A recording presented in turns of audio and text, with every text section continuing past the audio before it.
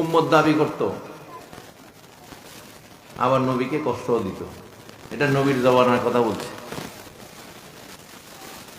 মা আয়েশা সিদ্দিকা রাদিয়াল্লাহু তাআলা আনহার নামে কুৎসার রটনা করছে। নবীজির সাথে রাগারাগি কইরা উনি বাপের বাড়ি চলে গেছে। নবী যখন শুনছে এই কথাগুলা, নবীরও খারাপ লাগছে কিনা? আপনার বিবি সম্বন্ধে যদি কেউ যদি একটা কুৎসা রটনা করে, আপনার শুনতে খারাপ লাগবে না?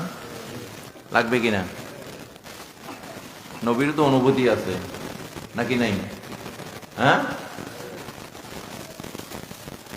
উনি কিছুই বলেনি। মা আয়েশা সিদ্দিকা রাদিয়াল্লাহু তাআলা আনহা বলে, আপনি তো আল্লাহর রসূল, আপনি জানেন, আপনি বলছেন না কেন? এইগুলো মিথ্যা।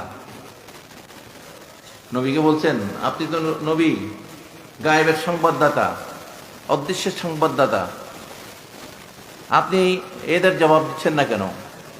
এরা যে এই রটনা দিচ্ছে, এরা কিন্তু আব্দুর রহিম, আব্দুল করিম এই নামে মুসলমান ছিল, তারা কাফের মুশরিক ছিল না।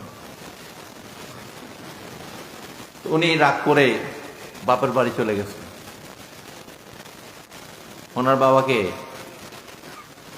খলিফাতুর রাসূল সাইয়েদনা আবু বকর সিদ্দিক রাদিয়াল্লাহু তাআলা আনহু, সেখানে গিয়ে আমার বাবার সাথে ঝগড়া করছে নবীকে নিয়ে। কারণ স্বামীর ব্যাপারে তো কথা বলতেই পারে, দেখ আমার স্বামী আমার ব্যাপারে কোনো উত্তর দেয় না। তখন উনি আল্লাহ রসুল সম্বন্ধে যখন একটা কথা বলে ফেলতো, উনি মেয়ের গালে একটা কি দিয়েছে, চট দিয়েছে, খবরদার আমার রসুল সম্বন্ধে কোনো কথা বলবে না। আবার আল্লাহ পাক এটাতে আবার একটু অসন্তুষ্ট হয়ে গেলেন। তখন একটা আয়াত নাযিল হয়েছে যে সমস্ত নবীর বিবিরা উম্মতের মা।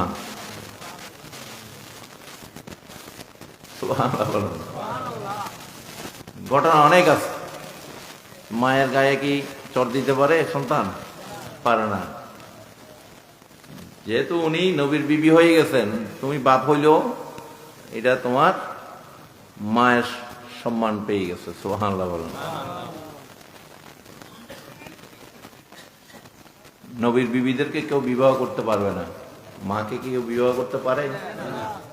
নবী দুনিয়া থেকে পর্দা করার পরে তারা ওইভাবেই ছিল। সুবহানাল্লাহ বলেন। তো যাই হোক, উত্তরটা কে দিয়েছে? আল্লাহ দিয়েছেন। এরপরে আয়াত নাযিল হয়েছে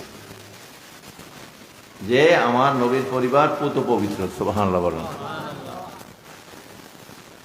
এগুলা কোরআন, এগুলা কি তাফসীর করেন, কিন্তু এই কথাগুলো বলেন।